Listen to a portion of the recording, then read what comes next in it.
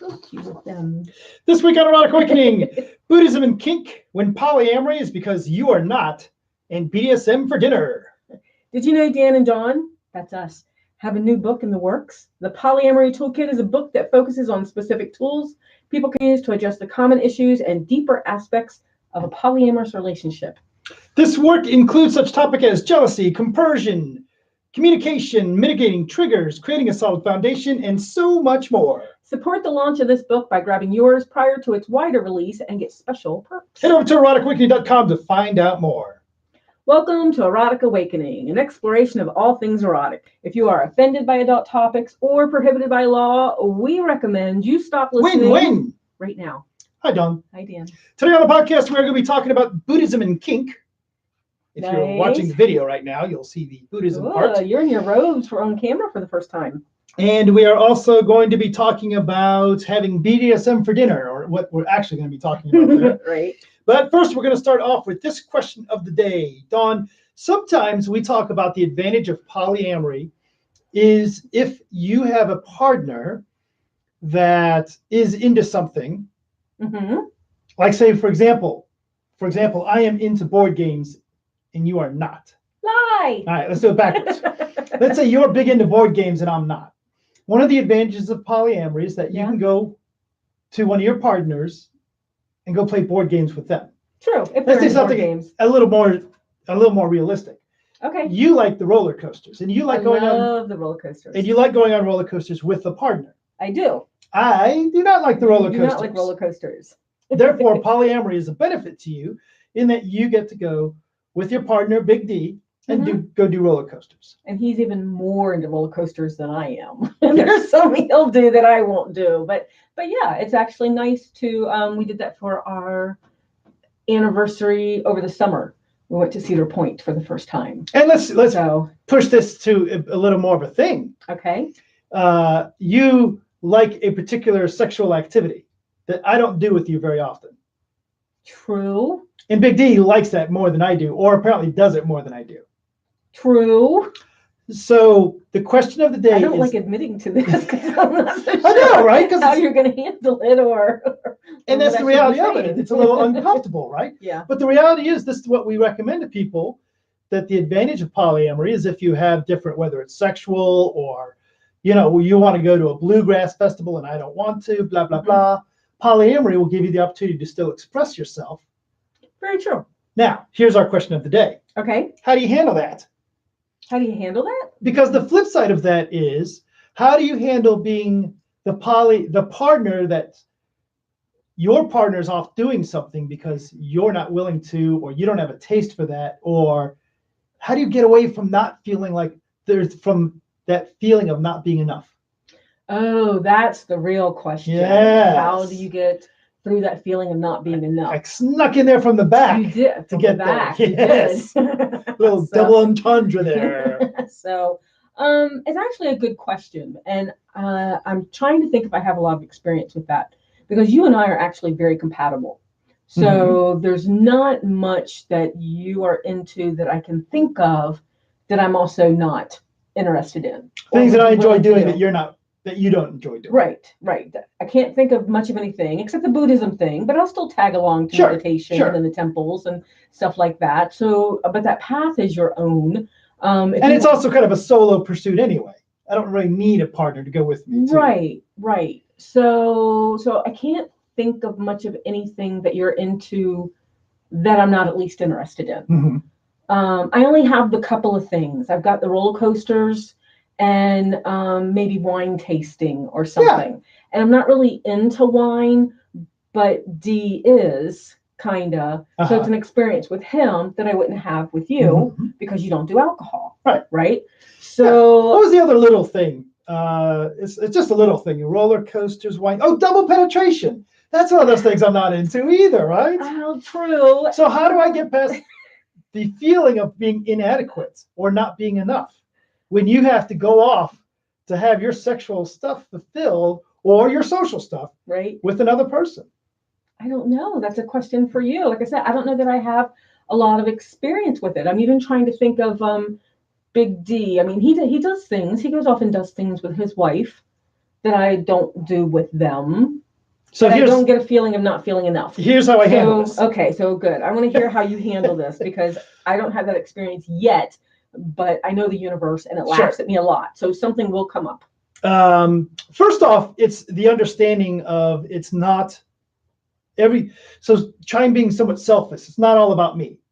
Right? And this is a key to compersion to work, that feeling of joy in another person's joy. Right. Is can you feel happiness for that other person prior to you realizing that it's not about you, that you're not getting something out of it? Pure happiness for the other person without the fact that you don't benefit from it. Right? So you have to cultivate that feeling of, and when you realize that you're not feeling that, to take a look at yourself and say, is it because I am envious or angry that my partner is enjoying something that I'm not involved in, or is it because it's not about me? Where's mine? You know? So I do go through that sometimes, but it's not because you're doing something with someone else that I won't do. There's some stuff that you do with other people that I do like to do. Yeah. But you do it with other people instead. So I can still go through that. Why aren't I good enough? Aren't I worthy? Don't I do well enough? Things like that. So, but I want to stay focused on the things that I won't do, sort of stuff. Right. And the reality is, I could go do a roller coaster with you. I am not physically incapable of it. True. I could go do. Well, now here's an interest. I can't do wine tastings with you. I am medically unable to do such a thing. So the reality is, so part of it is when we step away from our ego attachment to it, right? Which is hard.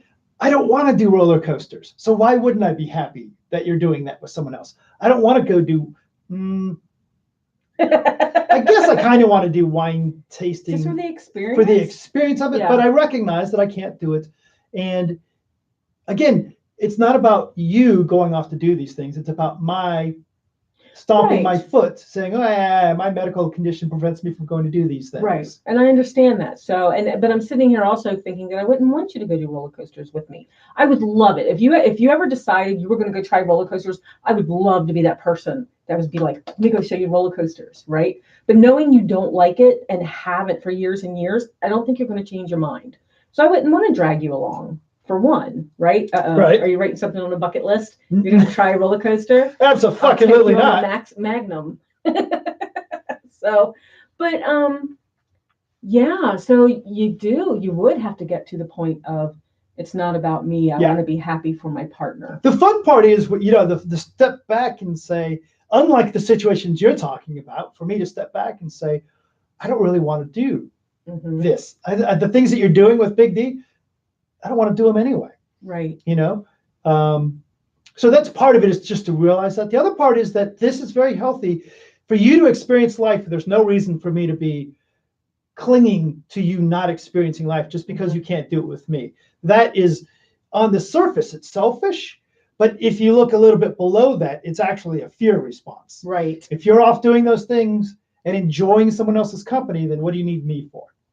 I see. I get that feeling totally. Yeah. So you sure you don't want to do that whole drop out of the sky thing that you took video of me and Big D doing? Positively sure.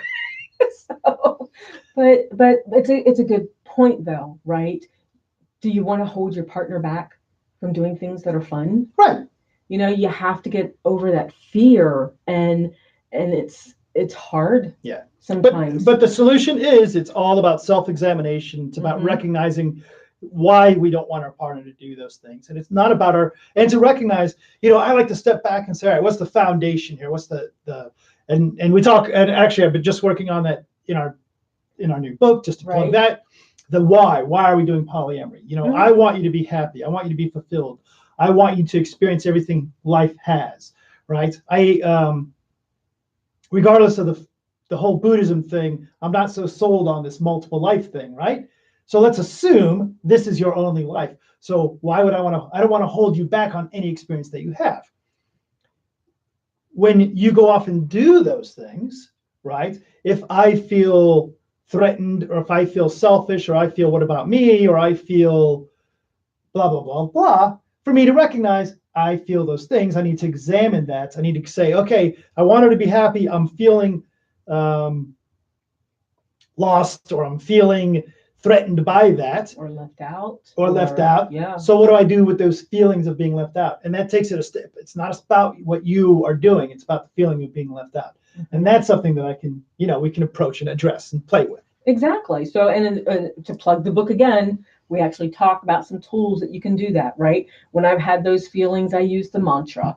If it's the wham moment, the what about me, I've got other things that I do. And because a lot of us do go through these things. We do know of a few people that swear they've never been jealous before and don't need these tools, Mm-hmm. but most of us do. Yeah. So, and it's not always jealousy, but it feels like jealousy up front. And then you realize it's actually fear could be something or else. something else. So I wanted to actually touch on something that you just said, though. You said you didn't know if you believed in this multi-life thing, right? That we Mm-hmm. get to come back. I actually had someone, we were at an event and you said that. I want to say it was Kansas City, and I'm not sure. And someone walked up to me and goes, "You're a pagan. Can't you help them out with that?" And I'm like, you know what? I don't know that I believe in the multi-life thing. And then, yeah, actually, you know what? I do. I think I do believe in the multi-life thing, but I don't remember any of my past lives. So it's just like I only have one. Right. I don't remember the old stuff. So this is it. Yeah. If the religions where you die and then you go to some afterlife is the reality, Mm-hmm. then you only have one life. Right. If the atheist, you die and then you turn into atoms and you're done, then you just have one life. The Hindus who believe in reincarnation, Mm-hmm. maybe you got an option to do that again, but I don't know many reincarnation stories where you come back as a human. But even if you do, you're not that same cat. So it's as if one life. Right. So yeah. Boom. Live it as if it's a one life, even if you believe in more. How do you handle dealing it when your polyamorous partner or your partner goes off and does things with another partner, leaving you behind? You can tell us what you think about this by heading over to our Facebook page, Erotic Awakening Podcast, all one word, and share your thoughts. That will be posted shortly. I was writing down notes so I can put this on our Facebook page later. Good. So, Dawn, I don't know, at Kinky and Geeky last Friday, do you know Chat came up and complained about our podcast? Not Chat. She I did. like Chat. Well, she didn't complain about the podcast per Okay. se. She said, sometimes when I go to the Erotic Awakening website, I see the video of the podcast. Okay. And sometimes I don't. What's up with that? Okay. And I explained that sometimes we put most of the time nowadays, due to our wonderful Patreon subscribers, we have this cool camera right there. Yay. And we put it out on video most of the time. We don't do it all the time because sometimes the video glitches. I don't want to lose the whole thing, so I'll just post the audio. Sometimes we talk about a subject and then realize later that's not exactly how we feel. So very true. And chop it and slice and dice. And slicing and dicing video is just not my thing. It's just boring. I'm just not skilled at it. But most of the time, if you head over to the website, you'll get video. And my next step, Patreon subscribers who are throwing a little bit of money our way, I appreciate it. I'm going to be upgrading the audio that you're hearing as well. We were playing with that a little bit. I have some equipment sitting over there, and we are going to bring that equipment in and get some better quality audio for you guys. Nice. So that's stuff we've been collecting over the last, in January, is it really going to be 10 years? Is it 9 years or 10 years? I believe we are approaching 10 years of the podcast. I think we are too. Holy cow. So anyway, we've got some older equipment over there that actually works pretty well that we can try to get to work. No, we're going to get new microphones. Of course we have to get new equipment. Our Patreon subscribers are not paying for us to put up this old crap. They want the new and shiny. We know some people that might be starting a podcast. Well, I know a person who might be starting a podcast soon. You mentioned that. So Big D. Oh, right. Yeah. I'm not allowed to say what it is yet, but we could probably try them out and get them started. Absolutely. So, other than that, the random erotic awakening Instagram follower is, why don't you say that word? Mythius. Mythius. Very cool. You can find us on Instagram and see the picture of the day as Erotic Awakening. By the way, we're not doing a picture of the day every day. We're not, but I did take that picture and I did put it on my desktop so that I could put it on the Facebook page or Instagram, or you have to do the Instagram. I don't know how to do the Instagram of the original porch. Yeah. Or porch time. I'm going to have to change it. I've got it. It's just not. I'm going to change my phone's front end so that the only thing there is the Instagram icon so that I remember, oh yeah, press that button. Instagram, nice. Side note, Black Friday came and gone. We went shopping for phones, came back with nothing. We did end up going, boy, do I want to admit this. We did end up going into a Walmart on Thanksgiving for the Black Friday. Black Friday is not Black Friday anymore. Thursday night before Black Friday is Black Friday. It is also Black Friday weekend because I am still getting pestered in my inbox saying, don't miss these Black Friday weekend deals. Yeah. So we went in there to get a projector for our events. It wasn't worth the lines. No, it wasn't worth the people. It wasn't worth the lines. So, and then I went in on Black Friday holding my breath because there was something I wanted, and I walked in there expecting the big crowds. Nothing. I got a parking spot up front. Nobody in there. Black Friday is not like it used to be, and I'm okay with that. So. And we did a little, I don't know, judgment of consumerism while we're walking around there. I suppose. It's really interesting. It's got nothing to do with the Erotic Awakening podcast, but one, you noticed that all those TVs that people bought and all that stuff they bought, how filled the recycle bins were of all the cardboard. The next day, oh my God, I couldn't get regular recycling from here at the space into the recycling bins because it's full of TV boxes. Yeah. I'm just picturing all these houses because we live in an okay neighborhood. It's not super expensive, but it's not, probably medium-sized neighborhood. And I'm just picturing TVs in everybody's houses. But it is smart that they took them to the recycle bin because you stack those TV boxes out in front of your house and everybody knows you got a TV in every room, and Merry Christmas. Let's move on anyway. For our international listeners, you're fucking lucky you don't have this stupid thing called Black Friday. Oh, but they might. No, we don't know what they have. No. Oh, yeah. I've actually been reading a little internet stuff about that. Ooh, you've been reading. So yeah, well, our country is based a lot on consumerism. I will tell you really quickly, and I promise we'll move on and back to fucking and sucking. If you listen to the How Stuff Works podcast, I think it was, Black Friday was actually created in Philadelphia. It was labeled that way by the police department because the people were coming in for something that happened, I guess, for the holiday weekend, and they'd stay all weekend. They'd go into Philadelphia, they'd go shopping. It'd be a big mess. So the police started calling it Black Friday, trying to scare people off of going downtown. Oh, it didn't scare them off. No, at all. That. So do you remember like back in the 80s, like the Cabbage Patch dolls and all that type of stuff? I mean, those type of sales, people like got trampled and just for doll baby. I want you to picture right now somebody watching this video. Perhaps they have a dildo shoved in their yoni. We do talk about real stuff too. What the fuck are they going on about? For fuck's sake! Over to who? Sexy truth or dare? Sexy truth or dare? So, Dawn, first sexy truth. Are you ready? Oh, we're going to do that now? Yes. I forget which is which. Is the little one's the truth? The thin one is the truth. All right. I got mine. I got mine. All right. And then we'll talk about the sexy dares and how we did with those. Oh, mine's upside down. I guess I can go first. You ready? Yeah.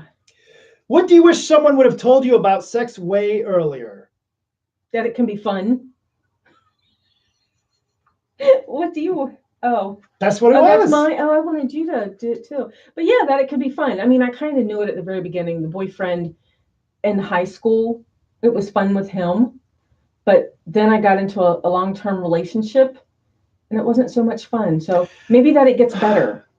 Yeah. Okay. It gets better. You want to hear my answer regardless? I would like to hear your answer. I would have loved somebody to tell me, hey, sometimes my dick doesn't work like I want it to, too. Oh, I could see that. Because for a guy, as a young fella,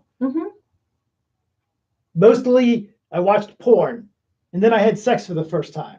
And I was like, whoa, it didn't work at all like it does on TV. That would have been nice to. That would have been nice. I could see that. What's my sexy truth? Okay, so yours is, how many sex partners do you believe is too many? How many sex partners do I believe is too many? Does that mean at one time or over time? Over time, I'm sure. No, I do believe that there is a number there.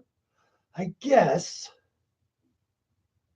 Is there a number there? No, I guess it's not a numbers thing. It's because you have to think about intent. If you are having sex. I don't think, not. Fuck, I don't even know. I don't think I have an answer to that. I don't think there is. If somebody told me, if I was starting to make out with a woman and she said, oh, yeah, boy, let me check. You're going to be number 10,000. That's a milestone for me. I don't think I would look at them like they were a slut in a bad way. But I would look at myself going, damn, I don't know if I want to be 10,000. How am I going to stack up against that? Right. Now, part of me, more enlightened me, recognizes that that's not the way that sex works, that you don't have sex with somebody and then you compare, wow, $4.99 was a lot better at eating pussy than number 10,000. Right. You experience what you experience. And so I guess I don't have a number. Okay. So my answer is about the same, right? How many is too many? Who am I to judge? I wish I had more. So much for sexy truth. Those were not hard. Those were not hard. Now, sexy dare, I see on this board. Now, of course, on video, you really can't see these little microscopic things. Are we going to give the answers away of what we did? Sexy dare that you had. Now, I think we told them on the podcast what the sexy dares were, or do we not? We told them what the sexy dares were. We just didn't tell them the results because they had to watch the Patreon video. Listen. By the way, I do have a Johnny Jackhammer complained that he could not watch the video. Right. So we cannot do video. According to Patreon's term of service. Right. I currently have an email into their support department to make sure. Can we do audio? Is that what that email was? Okay. Yeah, so I'm just making sure that we can do audio. Because they were. You were going to show them. One was my dare for me to do. Well, I'm reading, so how do I read? Pick up any book or magazine in the room and read it with a sexy voice. Yes, and that's what I was supposed to do. And mine was suck your nipple for 60 seconds. Right. All we're going to tell you, non-Patreon listeners, sorry, the score is 0-1, and I'm not telling you which way that went. Exactly. So here's the dares for this time around. Okay. Thicker one, right? All right. Yep. I got mine for you. Okay, and I've got mine for you.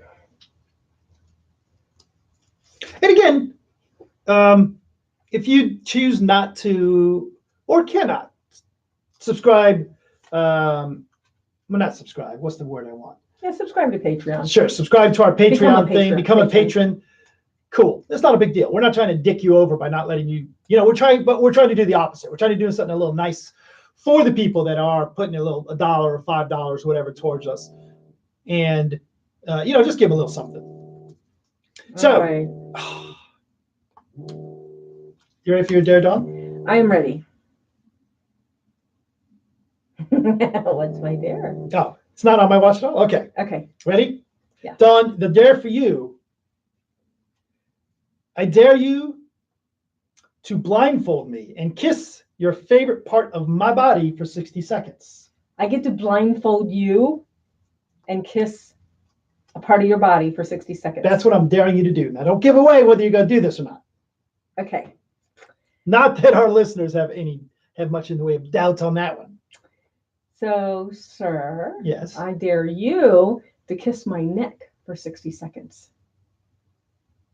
Can I go to the Halloween store and buy some vampire teeth first? That'd be fun. Good. I'm glad to see the answer is yes. Okay. So you will find out if we do those dares and our new score on the subscriber feed over at Patreon. If you're unsure how to get to that, toss us an email or just go to the Patreon link and you'll see an RSS feed. And that way you can get it via your audio device. Cool. We don't have any new subscribers this week to the newsletter, but if you go to eroticawakening.com, there is a link to join that, and you get your name on the podcast. So, Dawn, something that's not in your podcast notes that are in mine. This all the time. I managed to, believe it or not, listeners and watchers, I managed to squig Dawn out the other day. He did. We've been we're fairly open. We're fairly open-minded. We really are. We've gone to kink events. I try.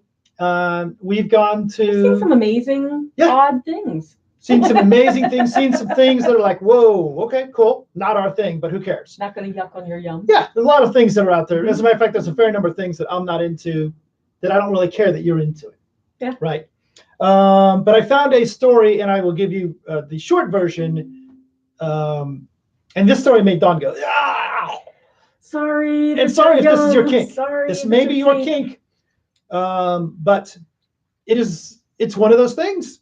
The short version of it was one person was eating the other person's poop. And took them totally by surprise. Yes, and took them by surprise doing that. It was a stealth move there. And the way I explained it to you was the way you explained it to me was very detailed, and you led into it a little differently. And so, if that's your thing, great. As a matter of fact, if that's your thing, feel free to reach out to us. We'll talk to you about it because it's something I've got no experience with. Two, I don't. It's like, for me, it's like pony play, right? Mm-hmm. I never understood pony play other than, whoa, that's a little wacky. I don't get it until you did it. Then it made sense to me. I'm not going to eat your poop, just so I understand it. Thank you. But I'm more than happy to talk to somebody who does do that and try to understand what the hotness of it is. So there you go. We should have that as a segment on the podcast from now on. A squigging moment? Squick Dawn out. There's not much that squicks me out. Most recently met was... Hi, I've got to try that again. Not editing this.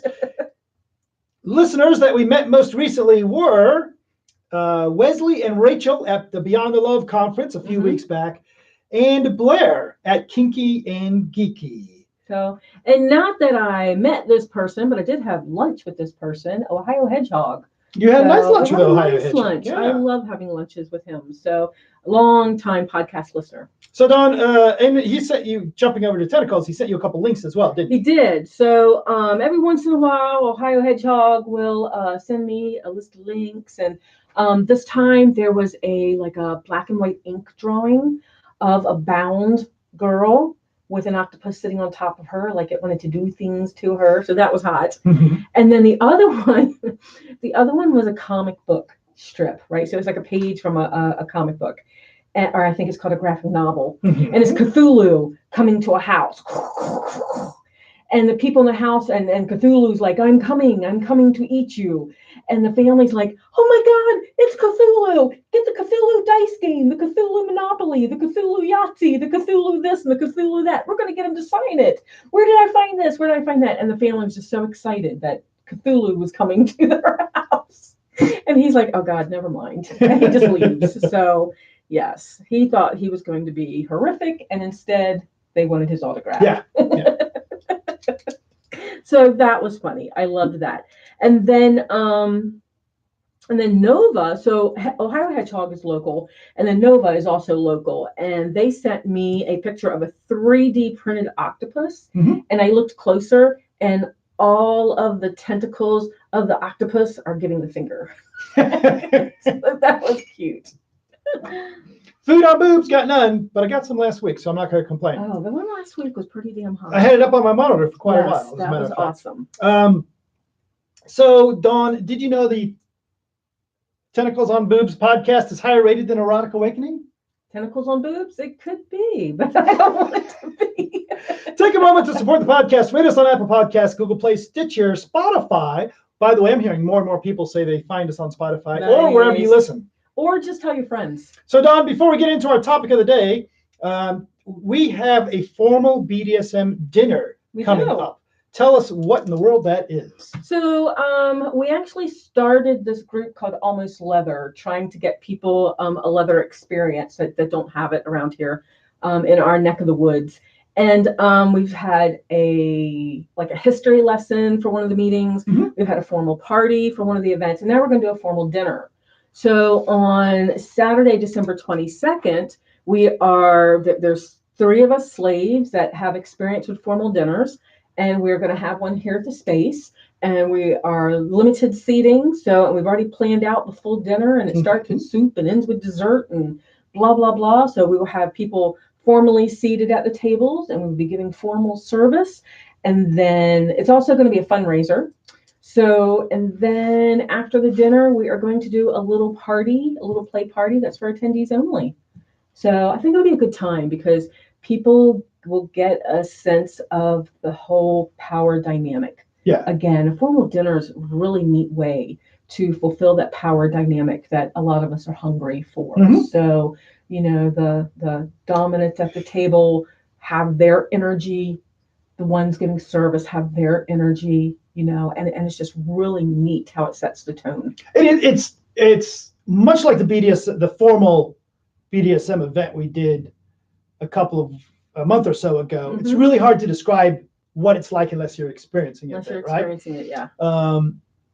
But and we've had the opportunity to do this a number of times, and we know other communities, other people do this. It's a really neat experience just to be able to share a social space and a meal in that power exchange setting where those that lead, those that sit at the table are those that sit at the table, and those that serve. Right. And there's a distinct separation between the two. And it's very much, and when we say there's a separation, it's more of a separation where, and I don't know a lot about dancing, but it's a dance where you have one person leads and the other follows, and it's very clear who's leading and who's following. It's a lot like in a BDSM scene, you have a top and a bottom, right? But this is an expansion beyond this, where you do have power tops and power bottoms. And it's been a very neat experience for us so far, and I'm really glad we're bringing that back. And this is going to be a little bigger than what we've done before, because we've done formal dinners before in our house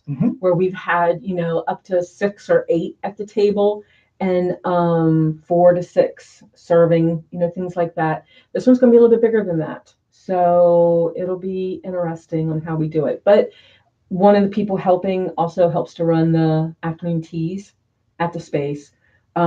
The other one is a producer of Enclave, which is a femdom thing where they do some power exchange meals and things like that. So it'll be really neat dynamic how this all comes together. So I'm really looking forward to it. We had a good time chatting with it today with some of the details and how we're going to do the food and stuff.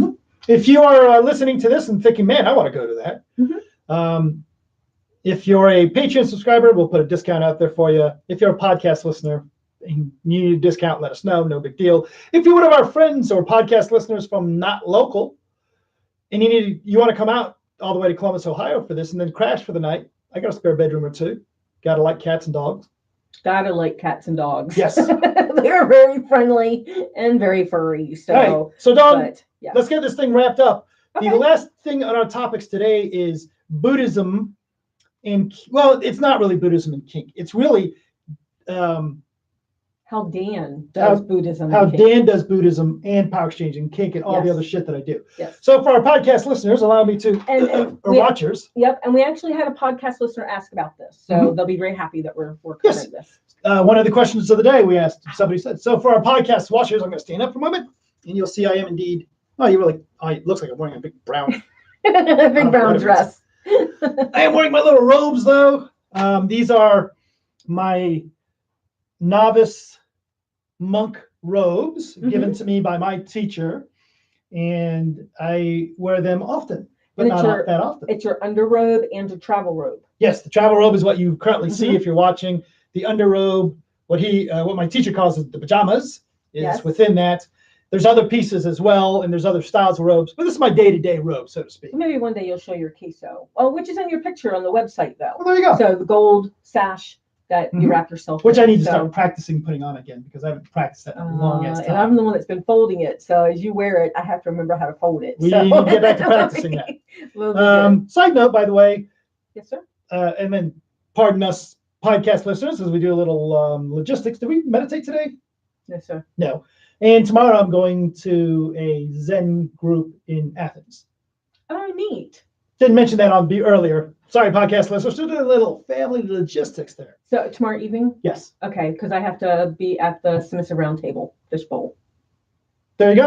So, okay. Yep. So got things to do. So what do you want to know? So the main pretending that you're, I mean, obviously you know some of this. I mean, I know some of this stuff. So what's the main question? What do I think that everybody else would like to know about what you do? Should I tell you what the main question is? I think I know the main question. What's that? Is how do you resolve? So a lot of people that follow religious paths, right, have to figure out how their sex life fits in a religious path, right? Some paths say thou shall not, thou shall, usually there shall nots. So what is it in Buddhism that gives you structure around your sex life? How do you balance your Buddhist path with your sex life, or your Buddhist path with your power exchange, or your Buddhist path with your polyamory? How do you make that work? So the requirement and I happen to study my teacher is a Vietnamese Zen tradition. I'm a part of a Vietnamese Zen tradition. Right. And the requirements of a novice monk is to be, prior to becoming a monk, is I have to spend 39 days celibate. Right, which is going to be my other question, but go ahead. And if I were to become a monk, then it would be intended, the idea would be I would be celibate all the time. Mm-hmm. I'm not a monk. I'm a novice monk, so I don't have to be celibate. I don't even have to start the 39 days until I'm ready. Right. So in Buddhism, there is no thou shalt not. Buddhism very much, and again, what I'm going to say is in general Buddhism this, and you'll be able to go out there and Google a branch of Buddhism that disagrees with this, and that's fine. Like any spiritual path. Like any spiritual path, you'll find, if you dig, for example, the Westboro Baptist? Something like that. They're the ones that protest funerals for soldiers and stuff. Mm-hmm. You wouldn't look at that and say, here's a shining example of Christianity. You would have to say, yes, this is what some Christians do, but it's not what really most Christians do, right? Right. You can find some things that some Buddhists do, right? But in general, the Buddhism's sexuality is wrapped around this idea of avoid sexual misconduct. That's the terminology. Avoid sexual misconduct. And sexual misconduct is normally taken to mean things that cause harm in the way of sexuality. Adultery is something that is considered causing harm. Which is lying. Yes. Right. It's not being with another person. It's being with another person and lying about it. Well. And harming the original person or whatever. Right. And that's where it gets, I'll talk about adultery then for a second. Okay. But sexual misconduct in general says don't do things that harm other people for sexuality. And mainly don't do sex that is selfish, right? Okay. So you can't lie for the sake of sex and that would be considered sexual misconduct, right? Mm-hmm. Having sex with somebody or something that is unable to consent, that would be sexual misconduct. Okay. Interestingly, and this is kind of a tiny bit of almost a sidebar, in my tradition, one of the things as a teacher of Buddhism, I have 25, because I'm a teacher, 25 precepts or 25 things I have to do. Okay. One of them is to not commit adultery. Now, the fun part is adultery is very clearly defined as having sex with anyone that isn't your husband and or wife. Mm-hmm. So,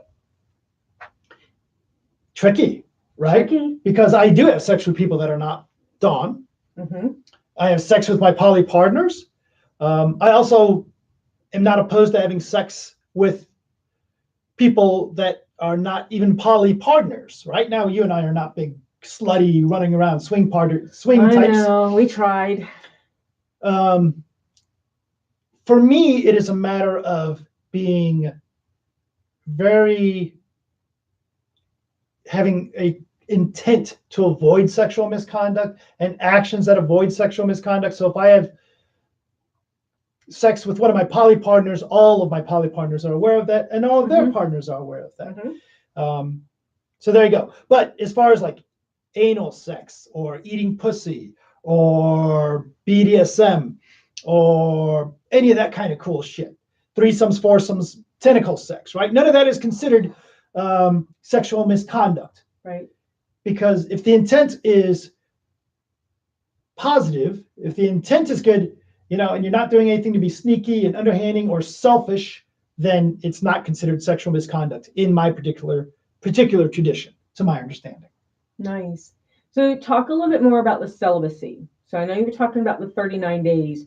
What does that encompass? If you decide to do the 39 days before ordination, and that's what it's before, right? Before ordination or before the next level up. Does that include BDSM? Does that include sexual energy? What does it include? Have you figured that out yet? Yes. To step back, why celibacy, I believe, is even on the list is because celibacy, a lack of celibacy, sexual desire leads us to do stupid things, right? Mm-hmm. You go look in your newspaper and see how many people doing stupid things because of sexual desire. for me, the 39 days of celibacy is going to be, I think it will be of benefit to be a harsh, no sexual energy, avoiding sexual thought, avoiding sexual contact, avoiding sexual speech, even up to the point of taking a break from the podcast for 39 days. Oh, wow. To really be, right.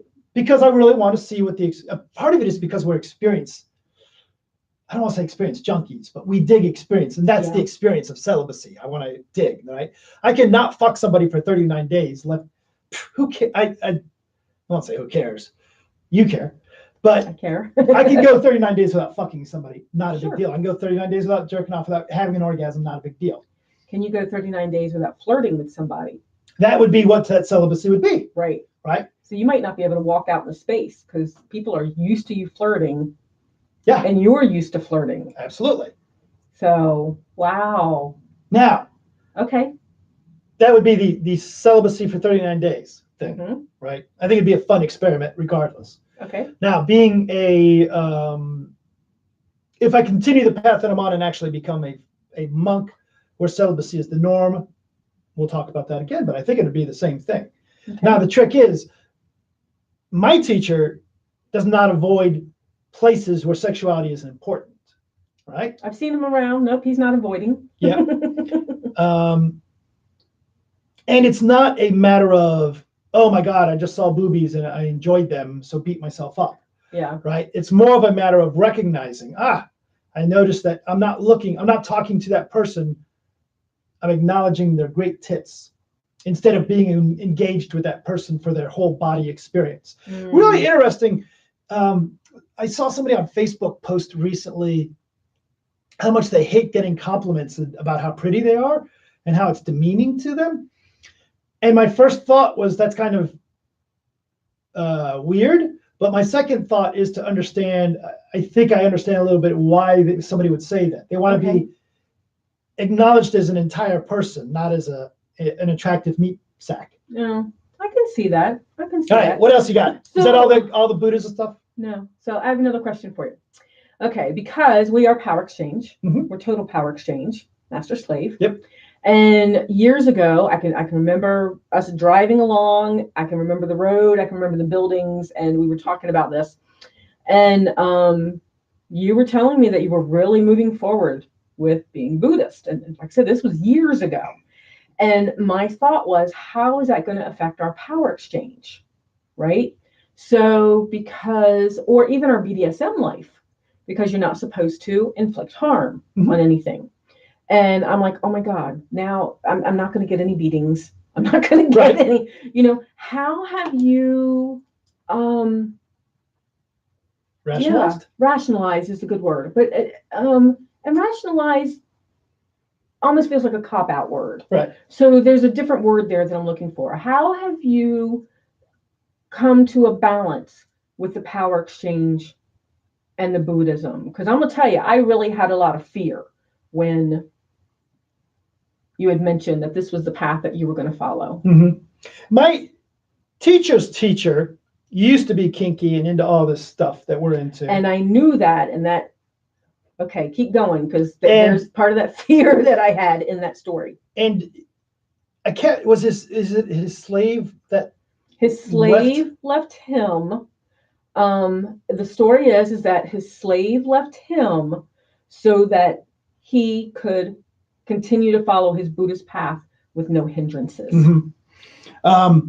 That's not how I first understood it. The first time I was told the story was that they had broken up over Buddhism.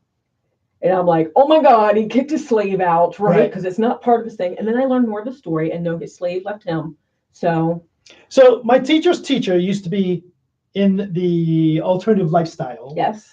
And is no longer in the alternative lifestyle, no longer has a power exchange dynamic with anyone. Right. Other than perhaps my teacher, as a teacher dynamic, right?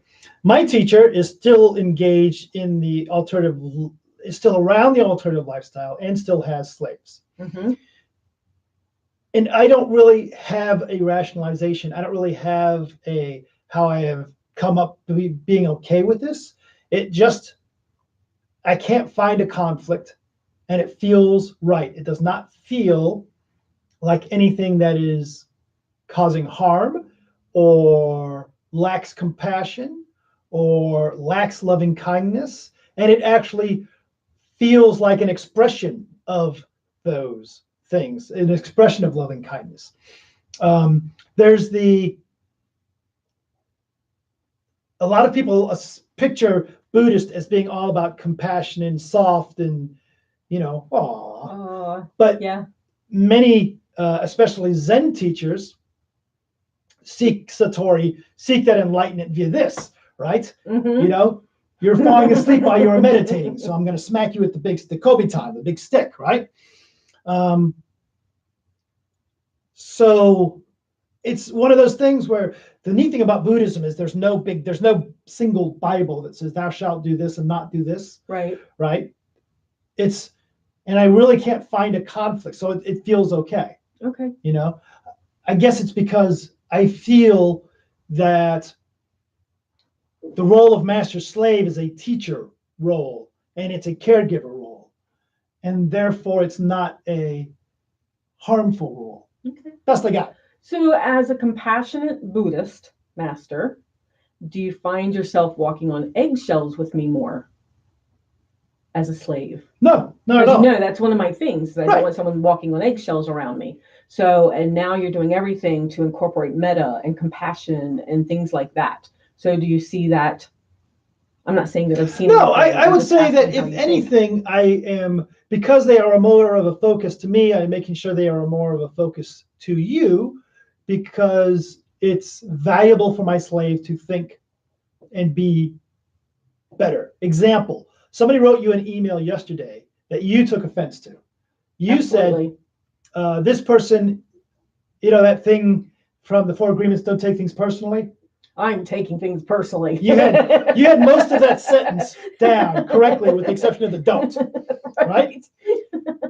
So that's true. The Buddhist master, it's not a matter of being more compassionate, but it's a matter of seeing things more clearly, and to recognizing you are not seeing that situation clearly. You're seeing it from a perspective, from a I am being attacked perspective. Mm-hmm. So my role there as your master is to say, no, see things more clearly, and you were unable to do that. So I took the laptop and I wrote a response to them and handed it back to you and say, this is what I would say. Mm-hmm. It's, to me, the compassionate part is not about oh, poor honey, I can see that you're struggling with this issue. I'm sorry that it hurts. Mm-hmm. The compassionate part can come later after we align ourselves to what the master wants. And in this case, happens to be a Buddhist master, where recognize what that person, why did that person send that? They sent it because they were hurt. Mm-hmm. Period. Doesn't matter why, if it was appropriate that they were hurt, if they taking things the wrong way, if they don't have, you don't have the right to be bothered by that. None of that's all bullshit. They were hurt. They have taken their hurt and they've given it to you. What are you going to do with that? Compound it or alleviate it? Did they ever reply back, by the way? No. Okay. So, cool. So do you have anything that I think I've covered anything that people that have been interested would have asked. Other little Do you bits? have anything that you want to share? I don't play when I'm in my robes. I don't do BDSM play when I'm in my robes. Nor will I go into I had to learn this, what's appropriate, what's not appropriate. I will go to BDSM events, kink events, power exchange events in my robes. Right. There's no conflict with that. It's who I am. When I'm working the space as the host, I don't wear my robes because I want people they're not there to be ministered to by a monk. Mm-hmm. They're there to have a kinky old time. Right. Good for them. Have a kinky old time. How can I be part of that? I don't initiate sex when I'm in my robes, nor do I allow sex to be initiated when I'm in my robes. Mm-hmm. And people are still dancing a little bit with that. Specifically, Kat is trying to figure out if she sees me and I'm wearing my robes, can she give me a hug? Can she give me a kiss? Can she hold my hand? Right? Mm-hmm. It's interesting, though, because I've actually seen this from the outside, in that you wore your robes to a kinky event, and I'm used to seeing everybody flirt with you all the time, right? Just all levels of flirting. So I've gotten used to it over time. You wore your robes, no flirting. The moment you took off your robes and put on jeans and a t-shirt, flirting commenced. So that was really neat to watch to watch people. I never really saw people like be standoffish, but they just didn't flock to you like they usually do until you were in regular clothes. And so I don't know if your energy shifted, if their perception shifted, if they didn't realize you were the same person. I think both shifted. And trust me, that was one of those times where I had a little doubt about this whole Buddhism thing, because I like being the guy that flirts and people flirt with and they find attractive. I like being that guy. To not be that guy, but that's kind of what the whole fucking thing's about, isn't it? Right. That stripping down of the ego and saying, you know what, you are not your meat suit. You are not that. You're not the person that everybody flirts with or that flirts with everybody. You know, that's just this face that you have, that you wear on occasion. Right. Right. So now when you take away that face, what's left? That kind of thing. Kind of neat. The other interesting bit, though, is that I'm still working that out for myself with my inner. So you have, you go to an event and you have people that you kind of don't even know that will flirt with you. Right. Right. And then you have the people at the space that I've known for months and years that I've been flirting with consistently. Oh, yeah. Right. And then I tend to let them know when I see them, when I'm wearing my robes, I kind of am like still flirting, but it's more of a chore to let them know it's okay. I'm still just Dan. Mm-hmm. I'm still working on that one. So it's really been interesting. It's been an interesting thing. Neat. So any final words? It's been a really interesting experience so far. Because I look at things like, is this podcast, is the podcast going to suffer? Mm-hmm. Right? Because there's people out there that are very into religion. All religion's bad, mm-hmm. right? This might be a big turnoff for them. I have no doubt there's people out there listening now that identify as Buddhists, say, well, you're a bad Buddhist, well, they're listening. Well, you're still listening. We've been to an event and I was wearing my robes for part of the event, and I had somebody say, well, you're a bad Buddhist because you did this thing at the event, So to take a look at that, and all that shit's very interesting. But to let it be interesting, to say, you know what?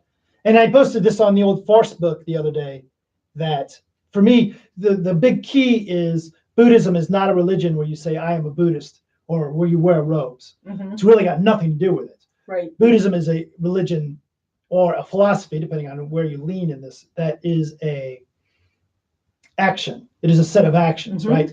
For me to go up and say, I am a Buddhist has no value whatsoever. It might be a conversation starter. True.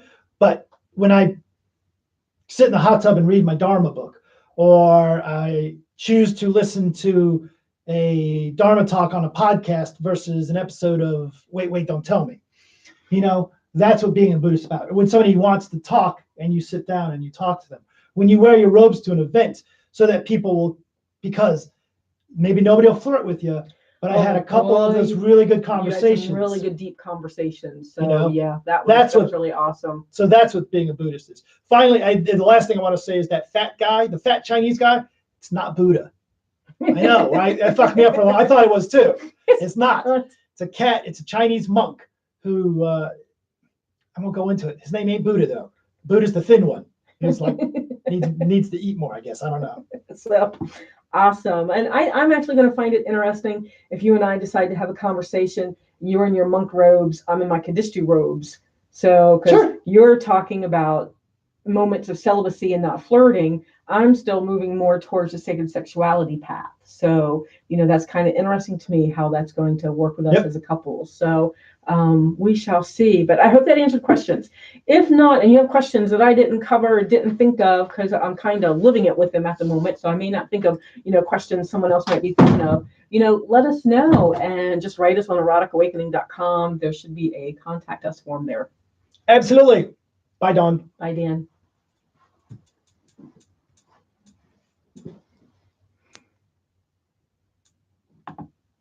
I hope it took the audio. I hope so too.